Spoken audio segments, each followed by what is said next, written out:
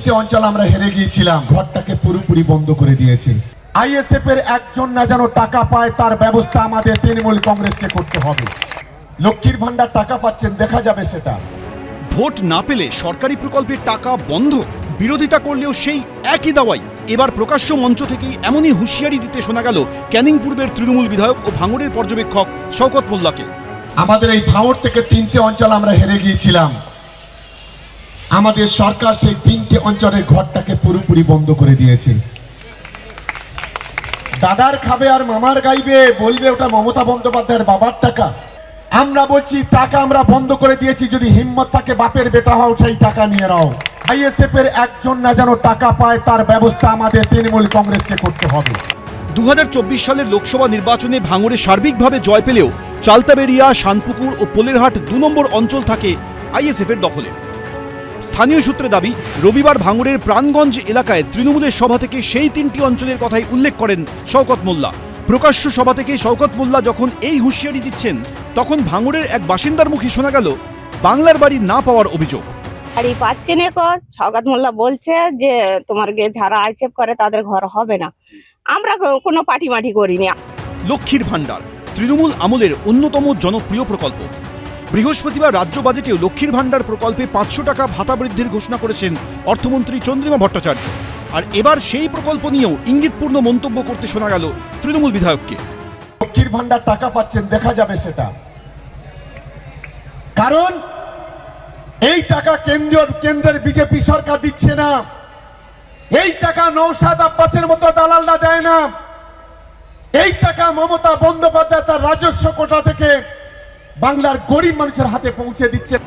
এই হুঁশিয়ারি দিয়ে স্বাভাবিকভাবেই বিরোধীদের আক্রমণের মুখে পড়েছেন শওকত মোল্লা।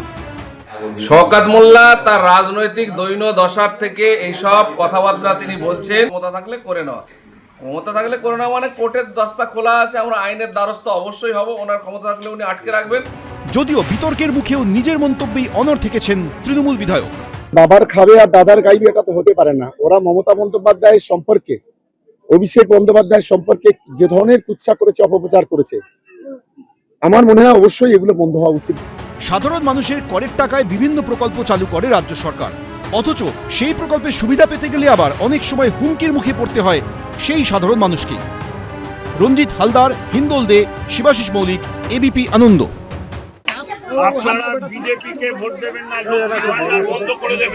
লক্ষ্মীর ভান্ডার চাই, তাহলে ভোট দিতে হবে তৃণমূলকেই। বিজেপিকে ভোট দিলেই সব বন্ধ, এমনই সতর্কবার্তা শোনালেন কামারহাটির তৃণমূল কাউন্সিলর। আপনাদের বাংলার মুখ্যমন্ত্রী মমতা বন্দ্যোপাধ্যায় 1,500 টাকা ঢুকিয়ে দিয়েছেন, কিন্তু এটা যদি আপনারা ভোট না দেন তাহলে বিজেপি এলে কিন্তু এটা পুরো টোটালটাই বন্ধ করে দেবে। টাকা লক্ষ্মীর ভান্ডার বন্ধ হয়ে যাবে। আপনারা বিজেপির পাল্লায় পড়বেন না, বাংলার মুখ্যমন্ত্রী মমতা বন্দ্যোপাধ্যায়ের উপরে ভরসা রাখুন, আপনাদের দেখবেন আরো বেড়ে যাবে এরপরে টাকা। বললো যে আমরা যাতে তৃণমূলকে ভোটটা দিই, বিজেপি দিলে আর এই লক্ষ্মী ভান্ডারটা আমরা আর পাবো না। গত লক্ষ্মীবারেই বাড়তি লক্ষ্মী লাভ হয়েছে পশ্চিমবঙ্গের মহিলাদের। বৃহস্পতিবার বিধানসভায় অন্তর্বর্তী বাজেট পেশ করে লক্ষ্মীর ভান্ডার প্রকল্পে আরো 500 টাকা মাসিক ভাতা বৃদ্ধির ঘোষণা করেন অর্থমন্ত্রী চন্দ্রিমা ভট্টাচার্য। ইতিমধ্যে সেই টাকা দেওয়াও শুরু হয়ে গেছে। এর ফলে জেনারেল কাস্টের মহিলারা মাসে 1,500 টাকা করে পাচ্ছেন এবং তফসিলি জাতি ও উপজাতি মহিলারা পাচ্ছেন 1,700 টাকা। বিধানসভা ভোটের আগে এই সিদ্ধান্ত মমতা বন্দ্যোপাধ্যায় সরকারের মাস্টার স্ট্রোক বলেই মনে করছেন রাজনৈতিক বিশেষজ্ঞরা। এবার ভোট ব্যাংক অক্ষত রাখতে মহিলাদের সাবধান বাণী শোনালেন কামারহাটি পুরসভার 24 নম্বর ওয়ার্ডের তৃণমূল কাউন্সিলর বিমল সাহা। শনিবার নিজের ওয়ার্ডে লক্ষ্মীর ভাঁড় বিলি করেন তিনি। সেই সঙ্গে ঘটে ফেলার জন্য মহিলাদের হাতে কয়েনও দিলেন। তখনই বিজেপিকে ভোট না দিতে কার্যত সতর্ক করে দেন তৃণমূল কাউন্সিলর। বিরোধীরা যদি এখানে ক্ষমতা আসে, এই প্রথমে লক্ষ্মীর ভান্ডার বন্ধ করে দেবে। যারা যারা ঠিক করেছেন যে বিজেপিকে ভোট দেবেন, ভোটটা দিয়ে নষ্ট করবেন না। বিজেপি হচ্ছে সর্বনাশের দল একখানা। তৃণমূল যখন এভাবে লক্ষ্মীর ভান্ডার প্রকল্পকে প্রচারের হাতিয়ার হিসেবে কাজে লাগাচ্ছে, তখন অন্যদিকে ক্ষমতায় এলে এই প্রকল্পে ভাতার পরিমাণ প্রায় দ্বিগুণ করে দেওয়ার প্রতিশ্রুতি দিচ্ছে বিজেপি।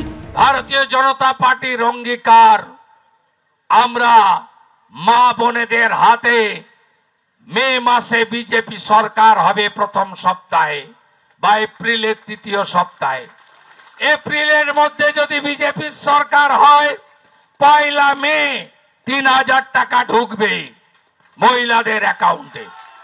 আর মে মাসে যদি বিজেপি সরকার হয় 1 জুন ঢুকবে আপনাদের অ্যাকাউন্টে। কিন্তু শুধু কি মহিলাদের ব্যাংক অ্যাকাউন্টে টাকা দিলেই হবে?